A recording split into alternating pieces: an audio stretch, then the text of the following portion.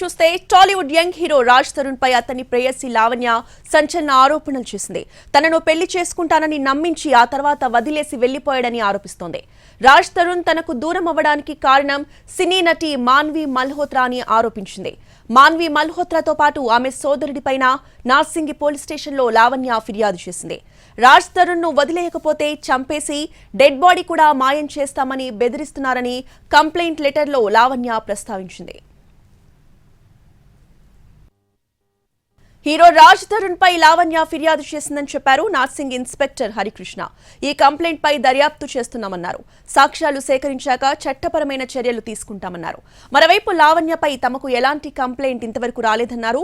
గతంలో డ్రగ్స్ కేసులో లావణ్య అరెస్ట్ అయిందని చెప్తున్న నార్సింగ్ ఇన్స్పెక్టర్ హరికృష్ణతో మా ప్రతినిధి కిరణ్ ఫేస్ టు ఫేస్.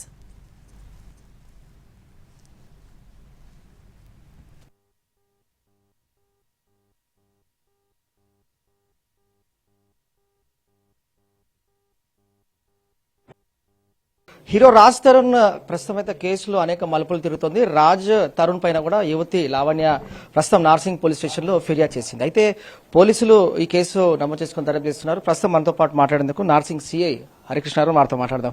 ఏంటండి అసలు ఈ రాజ్ తరుణ్ కేసులో లావణ్య ఎక్కడైతే ఫిర్యాదు చేసిందో మరి కేసు ఫైల్ చేశారు కదా, దర్యాప్తు ఏంటి అసలు?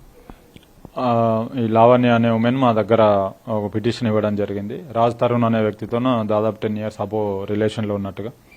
ప్రజెంట్ ఆమెను వదిలిపెట్టి వేరే అమ్మాయితో ఉన్నాడు, రిలేషన్లో ఉన్నాడు. సో ఆ అమ్మాయి ఎవరైతే ఉన్నారో ఆ అమ్మాయి కానీ ఆ అమ్మాయి రిలేటివ్స్ కానీ ఈమెను థ్రెటన్ చేస్తున్నట్టుగా ఒక పిటిషన్ ఇవ్వడం జరిగింది. అసలు ఆ అమ్మాయి ఎవరు, ఆ అమ్మాయితో పాటు ఈయన బయటికి తిరుగుతున్నాడు, సినిమాలు చేస్తున్నాడు, ఈమెని ఒంటరిగా వదిలేసి వెళ్ళిపోయిండు అన్న దాంతో నేను రాజ్ తరుణ్ నాకు కావాలి, నేను ఆయనతోనే ఉంటాను అని చెప్పేసి మాకు ఫిర్యాదు ఇచ్చింది. దాంట్లో పోలీస్ ఇన్వాల్వ్మెంట్ ఎంత ఉంటుంది ఏంటి అని చూసి దాన్ని బట్టి ఆమె ఇచ్చే ఎవిడెన్స్ ఏముంటుంది అవన్నీ చూసుకొని దర్యాప్తు చేస్తాము. చేసి యాజ్ పర్ ప్రొసీజర్ ఏముందో అది ఫాలో అయ్యి రాజ్ తరుణ్ని పిలవాలా వద్దా అనేది ఆమె ఇచ్చే ఎవిడెన్స్ని బేస్ చేసుకొని చేస్తాం. ఆమె ఫిర్యాదు చేసింది కానీ మరి ఎట్లా త్రూ ఫోన్ నుంచి చేసిందా లేదంటే డైరెక్ట్గా చేసిందా అనేది ప్రాపర్గా చెప్పలేదు అండ్ ఎవిడెన్స్ కూడా ఇవ్వలేదు. ఆమె ఎవిడెన్స్ ఇస్తే తప్పకుండా దాన్ని ఫర్దర్గా ప్రొసీడ్ అవుతుంది. ఒక ఆడియోకి సంబంధించి కూడా సోషల్ మీడియాలో ప్రచారం జరుగుతుంది, తనను బెదిరిస్తున్నారు సంబంధించి అని చెప్పి. సో ఆ వ్యక్తులు ఎవరు, ఎందుకు బెదిరించాల్సి వచ్చింది, ఆ సంభాషణ మీ దృష్టికి వచ్చిందా? మాకేమి ఇవ్వలేదండి. మాకు ఇస్తే తప్పకుండా అది ఎవరు ఏంటి అన్ని చూసి ఫర్దర్ గా ప్రొసీడ్ అవుతాం. లావణ్య చెప్తున్నదాన్ని తనకు థ్రెటనింగ్ కాల్స్ వస్తా ఉన్నాయి. రాజ్ తరుణ్ సంబంధించి ఎవరైతే లివింగ్ రిలేషన్షిప్ లో ఉంటున్నారో వారి నుంచి తనకు బెదిరింపు కాల్స్ వస్తున్నాయని చెప్తా ఉన్నారు. ఆమె ఏ నంబర్ల నుంచి వస్తున్నాయి ఏంటి అది మాకు ఇస్తే మేము దాన్ని ఫాలో చేస్తాం. ఈ డ్రగ్స్ కేసులో, ఇటీవల డ్రగ్స్ కేసులో కూడా లావణ్య పట్టుబడడం జరిగింది కదా. ఈ డ్రగ్స్ కేసులో రాజ్ తరుణ్ యొక్క ప్రమేయం ఏంటి అసలు? మీరు అప్పుడు గతంలో ఇన్వెస్టిగేషన్ చేశారు, లావణ్య కూడా రిమాండ్ చేశారు. అసలు ఈ కేసు గురించి అది ఎన్డీపీఎస్ యాక్ట్ కింద మేము కేసు చేయడం జరిగింది. ఆమెను రిమాండ్ చేసింది వాస్తవమే. దాంట్లో మీరు అన్నట్టుగా రిమాండ్ రిపోర్ట్ ఏదైతే ఉందో దాన్ని కోర్టుకు సబ్మిట్ చేస్తాం కాబట్టి యాజ్ పర్ ప్రొసీజర్ కోర్టుకు ఇవ్వడం జరిగింది. రాజ్ తరుణ్ కూడా మాట్లాడాడు, తను లావణ్య డ్రగ్స్ తీసుకోవడం వల్లనే తను దూరం పెట్టానని చెప్పి. ఇప్పుడు ప్రస్తుతం సినిమాలో ఎక్కడైతే యాక్ట్ చేస్తున్నారో హీరోతో ఇతను దగ్గర అయ్యాడనేది ఆమె ఆరోపణ.